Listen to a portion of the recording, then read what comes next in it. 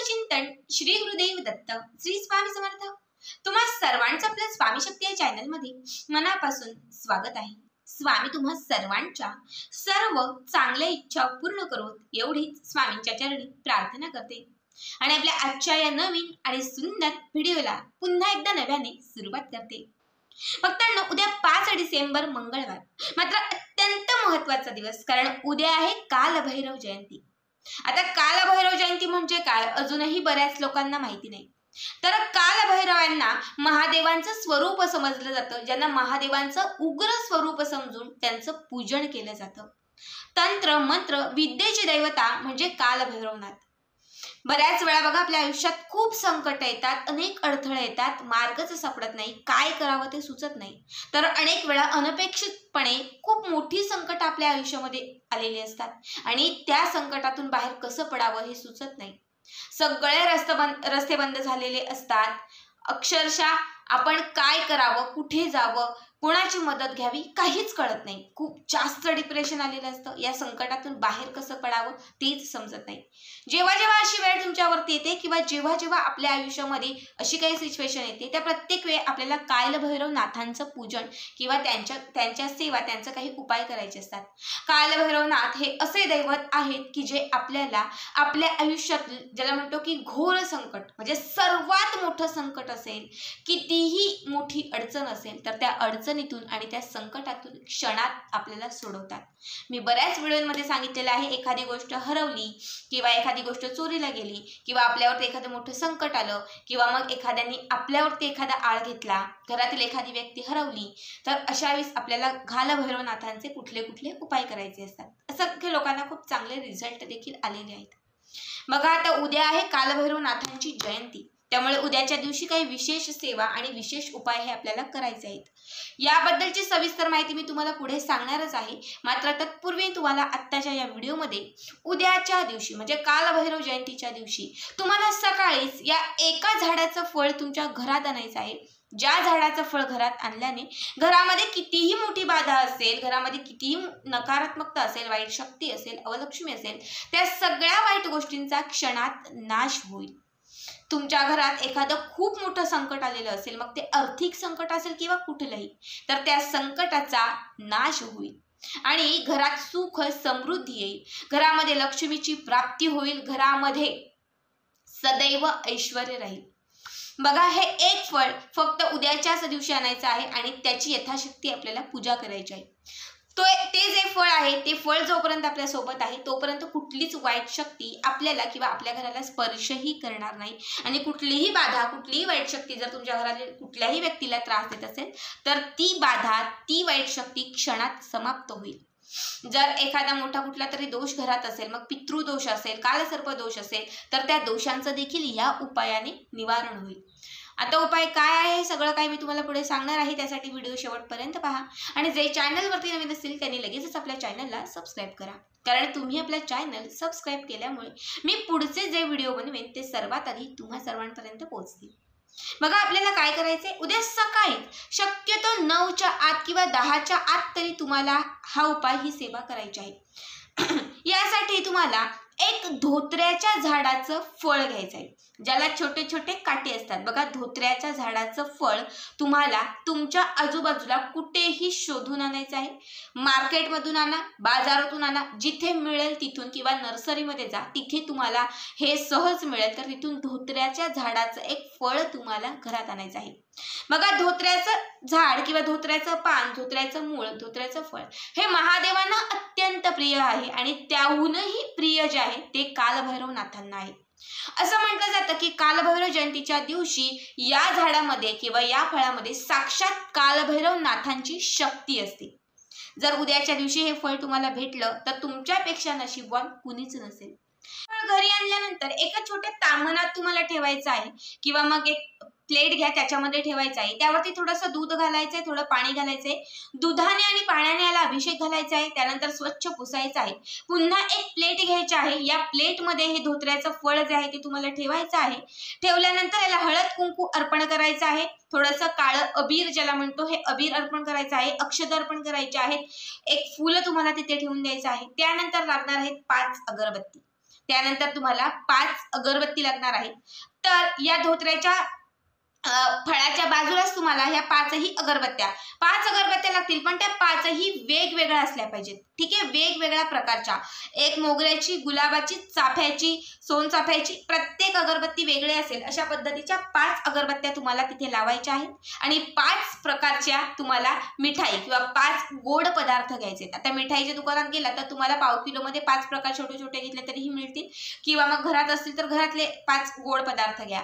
तुम्हाला या समोर 5 गोड पदार्थ ठेवायचे आणि 5 अगरबत्त्या लावायच्या आहेत. ठीक आहे, अगरबत्त्या लावण्यापूर्वी 5ही अगरबत्त्या तुम्हाला त्या धोत्र्याच्या फळाला ओवाळत तुम्हाला तुमची जी इच्छा असेल ती इच्छा व्यक्त करत, तुमच्यावर आलेले जे संकट आहे ते संकट व्यक्त करत, त्या संकटातून तुमचं निवारण होण्यासाठी किंवा संकटातून मुक्तता मिळण्यासाठी कालभैरवनाथांना तुम्हाला मनापासून प्रार्थना करायची आहे. आणि त्या कालभैरवनाथांचं तुम्हाला मंत्र म्हणायचा आहे. ओम कालभैरवनाथाय नमः, ओम कालभैरवनाथाय नमः, ओम कालभैरवनाथाय नमः, ओम कालभैरवनाथाय नमः या मंत्राचा जप करायचा. अगदी 21 वेळा केला तरी खूप. त्यानंतर ह्या अगरबत्त्या तुम्हाला तिथे स्टँडला लावायच्या आहेत आणि तुम्हाला कालभैरव अष्टकम हे म्हणायचं आहे. बघा, मागच्याही व्हिडिओमध्ये मी तुम्हाला सांगितलं होतं याबद्दल आणि कमेंट आल्या होत्या, ताई कालभैरव अष्टकम म्हणजे काय. नित्यसेवेच्या पुस्तकात देखील आहे आणि गुगलवरती किंवा यूट्यूबला तुम्ही सर्च केलं, फक्त कालभैरव अष्टकम टाका तर तिथे तुम्हाला येऊन जाईल. कालभैरव अष्टकम या मंत्रात इतकी ताकद आहे की जसं तुम्ही याचे उच्चार तुमच्या तोंडातून काढायला सुरुवात कराल, जसे याचे उच्चार तुमच्या घरामध्ये पसरायला सुरुवात होईल, त्या क्षणात तुमच्या घरामध्ये असलेली वाईट शक्ती, बाधा, नकारात्मकता, दारिद्र्यता ही त्या क्षणात घराच्या बाहेर पळायला सुरुवात होईल. बघा, ही सेवा अत्यंत महत्त्वाची आहे, जी मी स्वतः अनेक वेळा अनेक महिने केलेली आहे. ठीक आहे, तर तुम्हाला कालभैरव अष्टकम म्हणायचं आहे.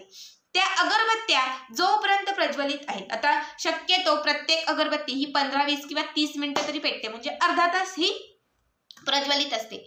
तर 5ही अगरबत्त्या एकाच वेळी जरी लावल्या तरी त्या 25 ते 30 मिनिटात समाप्त होईल. तर 25 ते 30 मिनिटांपर्यंत जोपर्यंत अगरबत्ती संपत नाही तोपर्यंत तुम्हाला कालभैरव अष्टकम हे म्हणतच राहायचं आहे. ठीक आहे, जेव्हा अगरबत्त्या विझतील, संपतील, त्यानंतर कालभैरव अष्टकम तुमचंही म्हणून होईल. मग काय करायचं, तर तिथे ठेवलेल्या ज्या मिठाई 5 प्रकारच्या होत्या, ह्या 5 प्रकारच्या मिठाई तिथून उचलून तुम्हाला घराच्या बाहेर जायचं आहे. एखादं कुत्रं असेल तर त्याला खाऊ घालायचं आहे, किंवा मग जर पक्षी असतील, कोंबडे, कबूतर, पोपट, जे काही पक्षी असतील तर त्यांना तुम्हाला हे 5ही मिठाईचे पदार्थ खाऊ घालायचे आहेत. त्यानंतर हे जे धोत्र्याचं फळ तुम्ही तिथे ठेवलं होतं ते तुम्हाला एका लाल रंगाच्या कापडात बांधायचं आहे.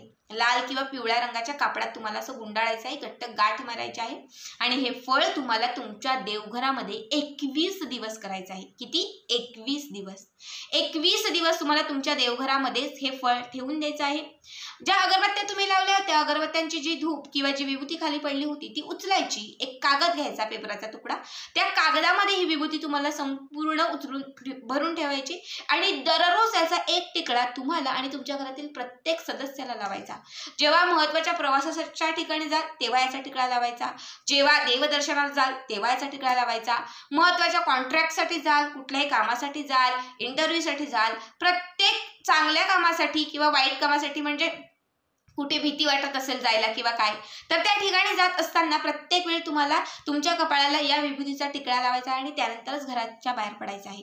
हा उपाय केल्याने किंवा ही विभूती जोपर्यंत तुमच्या सोबत तुमच्या जवळ आहे तोपर्यंत कुठलीच वाईट शक्ती तुम्हाला स्पर्श करणार नाही, कुठलीही बाधा तुमच्यापर्यंत पोहोचणार नाही, कुठलीही ज्याला आपण म्हणतो अवलक्ष्मी असेल किंवा नकारात्मकता असेल ती तुमच्यापर्यंत पोहोचणार नाही, किंवा मग तांत्रिक बाधा, जादू टोणा या कुठल्याही गोष्टींचा परिणाम तुमच्यावरती किंवा तुमच्या घरातील कुठल्याही सदस्यावरती होणार नाही.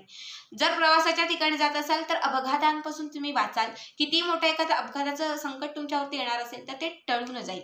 ही विभूतीची पुडी सतत सोबत पॉकेटमध्ये, पर्समध्ये ठेवून द्यायची आहे आणि याचा टिळा रोज तुम्हाला लावायचा आहे.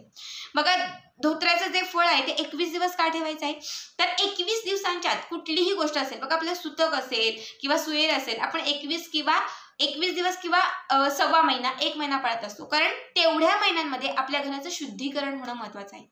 जेव्हा हे धोत्र्याचं फळ तुम्ही घरात ठेवाल, उद्यापासून 21 दिवस म्हणजे कालभैरव जयंतीपासून 21 दिवस हे अभिमंत्रित केलेलं फळ जोपर्यंत तुमच्या देवघरामध्ये आहे तोपर्यंत तुमच्या घरामध्ये असलेली वाईट शक्ती, नकारात्मकता, बाधा या सगळ्या घरातून बाहेर पळायला लागतील. 21 दिवसात तुमच्या घरामध्ये एक सकारात्मकता यायला सुरुवात होईल. जिथे जिथे कामं अडली होती ती कामं व्हायला लागतील, प्रगती व्हायला लागेल, मुलांची, पतीची, घराची प्रगती व्हायला लागेल. घरामध्ये प्रत्येक सदस्याला यशाची प्राप्ती होईल. अडलेली कामं तर पूर्ण होतीलच, मात्र तुमचे जर काही कॉन्ट्रॅक्ट अपूर्ण असतील तर ती कामं तुम्हाला पुन्हा परत मिळतील, किंवा जिथे जिथे तुमचा अडलेला पैसा आहे तो पैसा तुम्हाला पुन्हा परत मिळेल. 21 दिवसानंतर हे जे धोत्र्याचं फळ आहे हे तुम्हाला वाहत्या पाण्यामध्ये सोडून द्यायचं आहे. त्या कापडात सगटच, किंवा मग वडाचं पिंपळाचं झाड असेल तर त्या झाडाजवळ तुम्हाला सोडून यायचं आहे. अशा पद्धतीने हा जर उपाय तुम्ही केलात तर तुमच्या आयुष्यामधील सर्व संकटांचा नाश होईल, सर्व दुःखांचा नाश होईल. कितीही बाधा असेल, कितीही अशी परिस्थिती असेल, जेव्हा तुम्ही उपाय करायला लागाल तेव्हा तुमची अशी परिस्थिती असेल की मला काही सुचत नाही, काय करावं कळत नाही, म्हणजे सगळे मार्ग बंद असतील, पण 21 दिवसांमध्ये तुम्हाला सगळे मार्ग तुमचे उघडे झालेले असतील. अत्यंत साधा सोपा उपाय आहे, प्रत्येकाने आवर्जून करा. मी देखील उद्याच्या दिवशी हा उपाय करणार आहे. आजचा हा व्हिडिओ तुम्हाला कसा वाटला नक्कीच कमेंट करा, आणि असेच पुढचे व्हिडिओ पाहण्यासाठी चॅनलला सबस्क्राईब करा. भेटूयात पुन्हा एकदा अशाच एका नवीन सुंदर आणि छान व्हिडिओमध्ये. तोपर्यंत सर्वांना धन्यवाद. श्री स्वामी समर्थ. जय जय स्वामी समर्थ.